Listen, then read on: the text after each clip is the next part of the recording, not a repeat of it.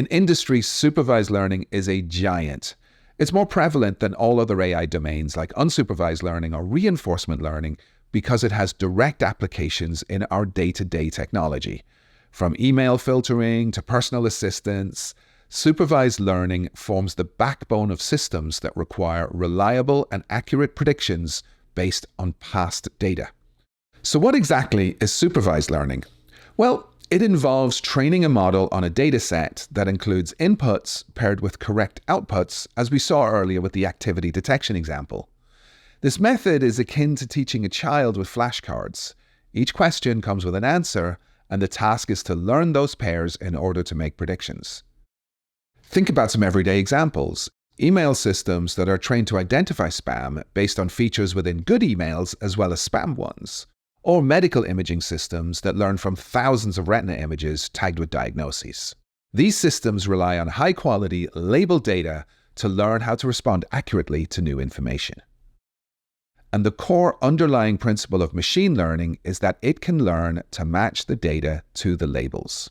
One really interesting real-world example comes from medicine, and the diabetic retinopathy example. Diabetic retinopathy is the world's fastest growing cause of preventable blindness, and it is relatively easily mitigated with regular screening. Every diabetic person should be screened yearly with a special camera that takes a picture of the back of the eye, the retina. But in many parts of the world, there simply aren't enough specialists to do this. In India, for example, there's a shortage of many thousands of eye doctors to do that scanning. And as a result, almost half of patients will suffer vision loss before any diagnosis. And this is a tragedy because the disease is completely preventable.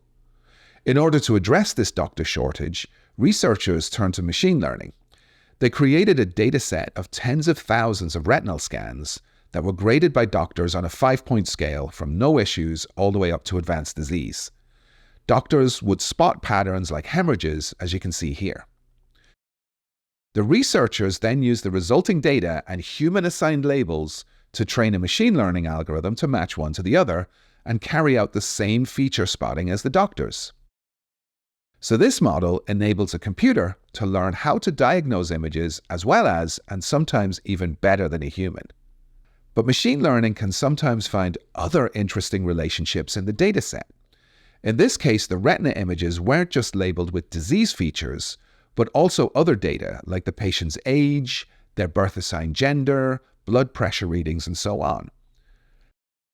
And because supervised learning matches data to labels, the algorithm here has learned to match the images to all of the labels, and in the process reveals something new.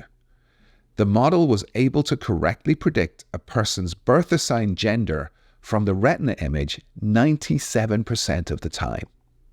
Somehow it could see this label in the images in a way that humans cannot.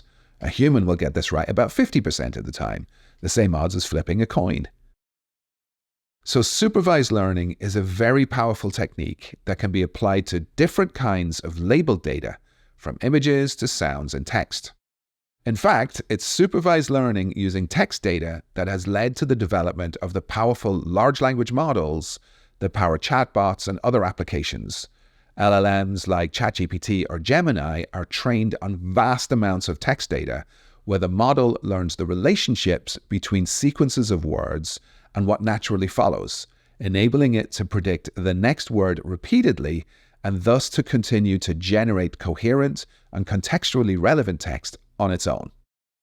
We'll look at those next, starting with the transformer architecture, which makes the generation of text and the artificial simulation of reasoning possible.